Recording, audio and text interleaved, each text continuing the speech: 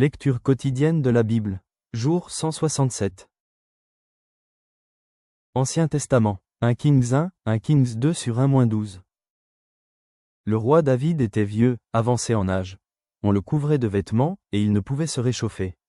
Ses serviteurs lui dirent, « Que l'on cherche pour mon seigneur le roi une jeune fille vierge, qu'elle se tienne devant le roi, qu'elle le soigne, et qu'elle couche dans ton sein, et mon seigneur le roi se réchauffera. » On chercha dans tout le territoire d'Israël une fille jeune et belle, et on trouva Abishag, la Sunamite, que l'on conduisit auprès du roi. Cette jeune fille était fort belle. Elle soigna le roi et le servit, mais le roi ne la connut point. Adoniya, fils de Haggité, se laissa emporter par l'orgueil jusqu'à dire « C'est moi qui serai roi ». Et il se procura un char et des cavaliers, et 50 hommes qui couraient devant lui. Son père ne lui avait de sa vie fait un reproche, en lui disant « Pourquoi agis-tu ainsi ?» Adoniya était, en outre, très beau de figure, et il était né après Absalom. Il eut un entretien avec Joabé, fils de Tseroura, et avec le sacrificateur Abiatar, et ils embrassèrent son parti. Mais le sacrificateur Tsadok, Benaïa, fils de Jéhorada, Nathan le prophète, Shimei, Réi, et les vaillants hommes de David ne furent point avec Adoniya. Adoniya tua des brebis, des bœufs et des veaux gras, près de la pierre de Zoélès, qui est à côté d'En-Rogel, et il invita tous ses frères, fils du roi, et tous les hommes de Juda au service du roi. Mais il n'invita point Nathan le prophète, ni Benaïa, ni les vaillants hommes, ni Salomon, son frère. Alors Nathan dit à Bathsheba, mère de Salomon, « N'as-tu pas appris qu'Adoniya, fils de Haggité, est devenu roi, sans que notre seigneur David le sache? Viens donc maintenant, je te donnerai un conseil, afin que tu sauves ta vie et la vie de ton fils Salomon. Va, entre chez le roi David, et dis-lui, « Ô roi mon seigneur, n'as-tu pas juré à ta servante, en disant, Salomon, ton fils, régnera après moi, et il s'assiera sur mon trône? Pourquoi donc Adoniya règne-t-il? Et voici, pendant que tu parleras là avec le roi, j'entrerai moi-même après toi, et je compléterai tes paroles. » Bathsheba se rendit dans la chambre du roi. Il était très vieux, et Abishag, la Sunamite, le servait. Bathsheba s'inclina et se prosterna devant le roi. Et le roi dit, « Qu'as-tu » Elle lui répondit, « Mon seigneur, tu as juré à ta servante par l'Éternel, ton Dieu, en disant, Salomon, ton fils, régnera après moi, et il s'assiera sur mon trône. Et maintenant voici, Adoniya règne. Et tu ne sais pas, ô roi mon seigneur, il a tué des bœufs, des veaux gras et des brebis en quantité, et il a invité tous les fils du roi, le sacrificateur Abiatar, et Joabé, chef de l'armée, mais il n'a point invité Salomon, ton serviteur. Ô roi mon seigneur, tout Israël a les yeux sur toi, pour que tu lui fasses connaître qui s'assiera sur le trône du roi mon seigneur après lui. Et lorsque le roi mon seigneur sera couché avec ses pères, il arrivera que moi et mon fils Salomon nous serons traités comme des coupables. » Tandis qu'elle parlait encore avec le roi, voici, Nathan le prophète arriva. On l'annonça au roi, en disant, « Voici Nathan le prophète. » Il entra en présence du roi, et se prosterna devant le roi, le visage contre terre. Et Nathan dit, « Ô roi mon seigneur, c'est donc toi qui as dit, Adoniya régnera après moi, et il s'assiera sur mon trône. Car il est descendu aujourd'hui, il a tué des bœufs, des veaux gras et des brebis en quantité.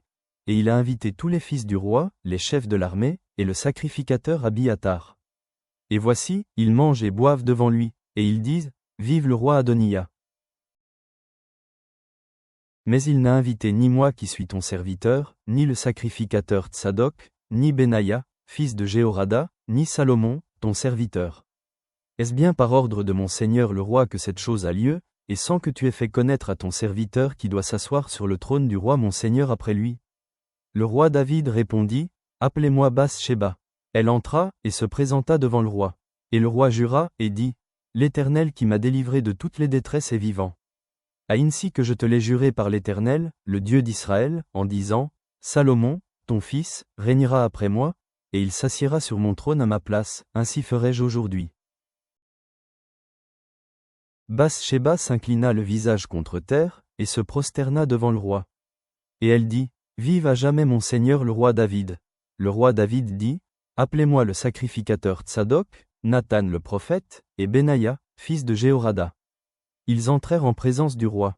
Et le roi leur dit, Prenez avec vous les serviteurs de votre maître, faites monter Salomon, mon fils, sur ma mule, et faites-le descendre à Guion.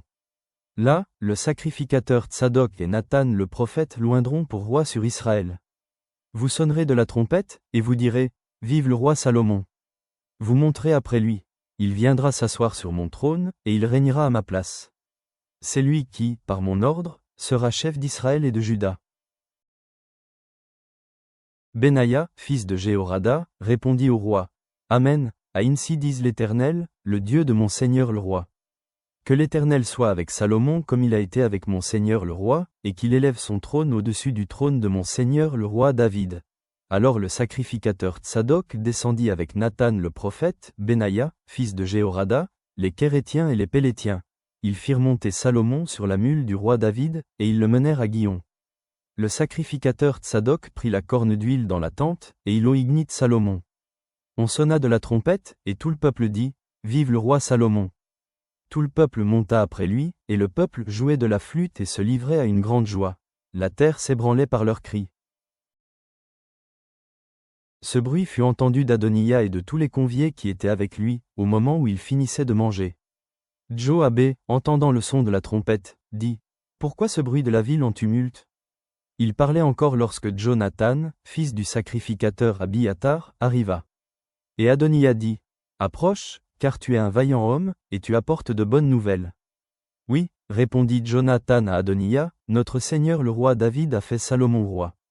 Il a envoyé avec lui le sacrificateur Tsadok, Nathan le prophète, Benaïa, fils de Jéhorada, les Kérétiens et les Pélétiens, et ils l'ont fait monter sur la mule du roi. Le sacrificateur Tsadok et Nathan le prophète l'ont oint pour roi à Guion. De là ils sont remontés en se livrant à la joie, et la ville a été émue. C'est là le bruit que vous avez entendu. Salomon s'est même assis sur le trône royal. Et les serviteurs du roi sont venus pour bénir notre Seigneur le roi David, en disant, Que ton Dieu rende le nom de Salomon plus célèbre que ton nom, et qu'il élève son trône au-dessus de ton trône. Et le roi s'est prosterné sur son lit. Voici encore ce qu'a dit le roi.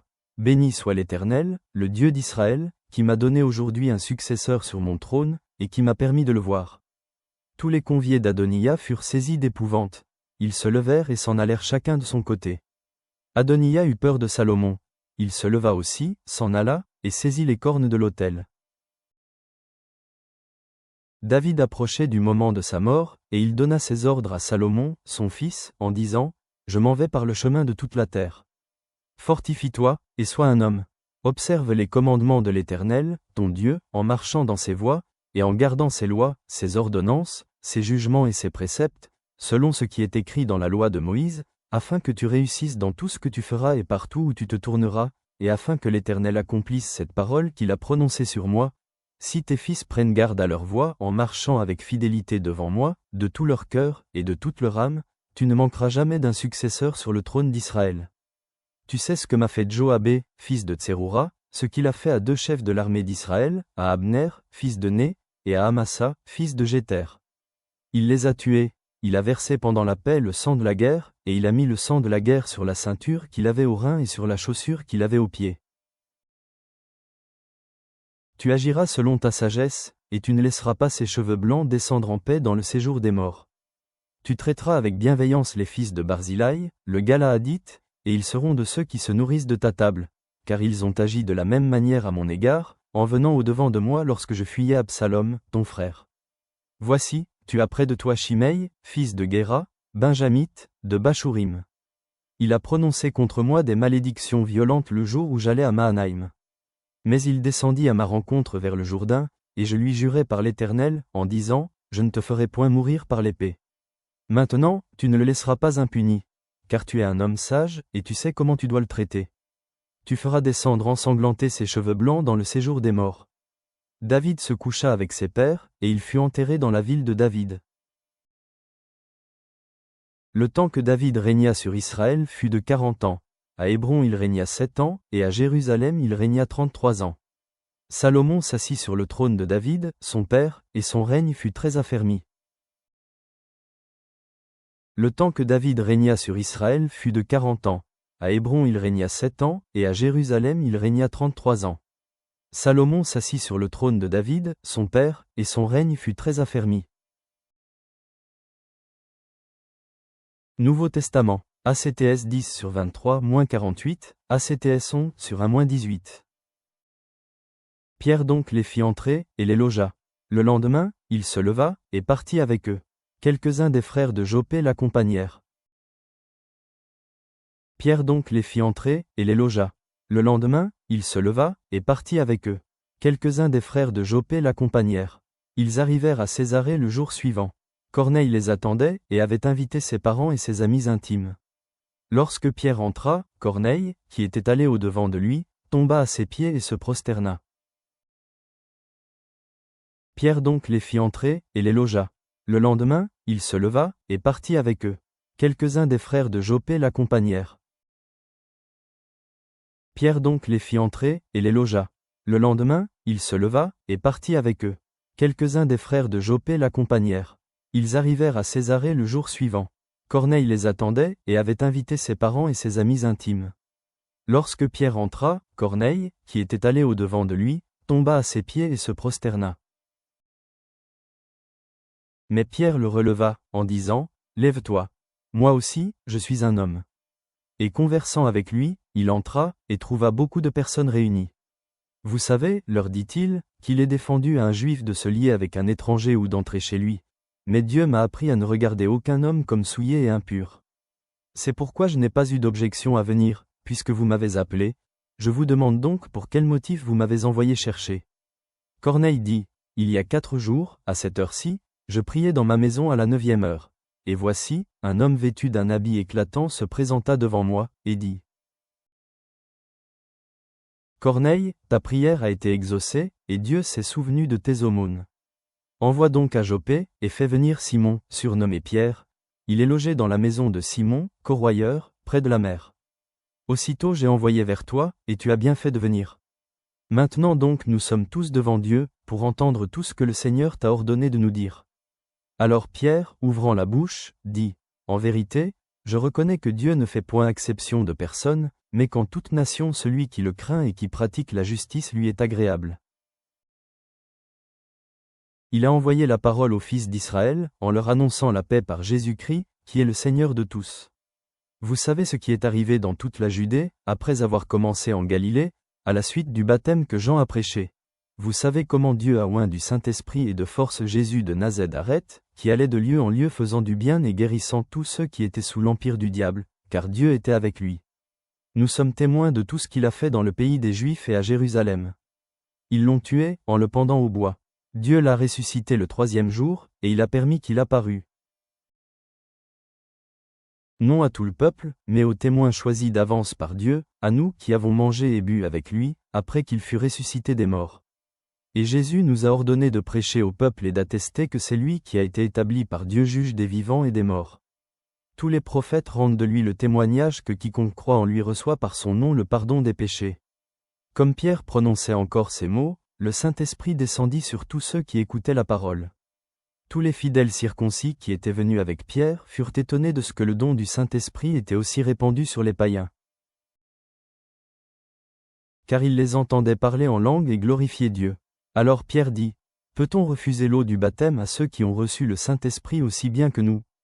Et il ordonna qu'ils fussent baptisés au nom du Seigneur, sur quoi ils le prièrent de rester quelques jours auprès d'eux.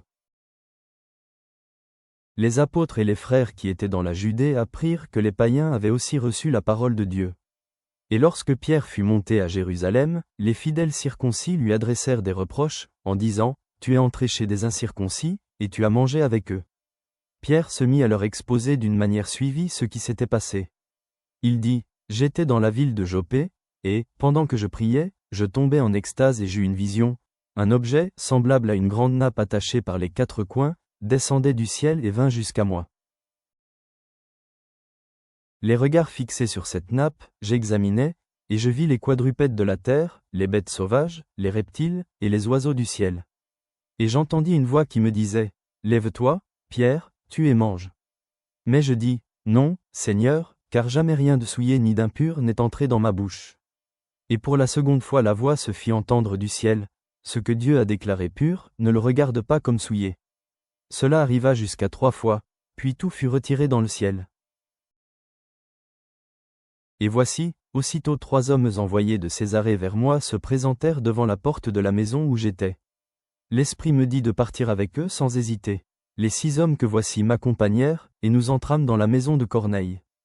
Cet homme nous raconta comment il avait vu dans sa maison l'ange se présentant à lui et disant « Envoie à Joppé, et fais venir Simon, surnommé Pierre, qui te dira des choses par lesquelles tu seras sauvé, toi et toute ta maison. » Lorsque je me fus mis à parler, le Saint-Esprit descendit sur eux, comme sur nous au commencement.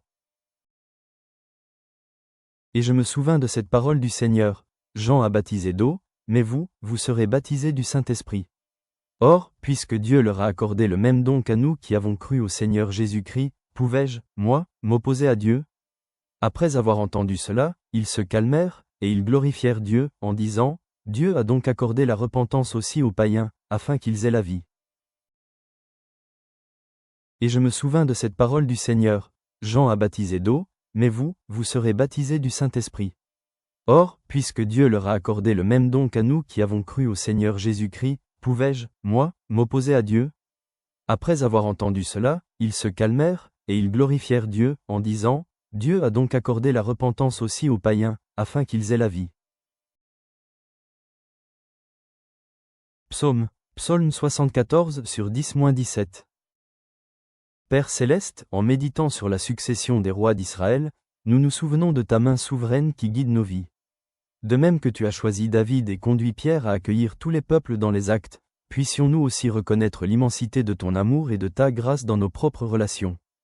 Aide-nous à demeurer fermes dans la foi au milieu des épreuves, en trouvant réconfort dans les promesses de ta présence éternelle. Que nous n'oublions jamais que, même face aux défis, tu es notre forteresse et notre libérateur. Que ta paix garde nos cœurs et nos esprits. Amen.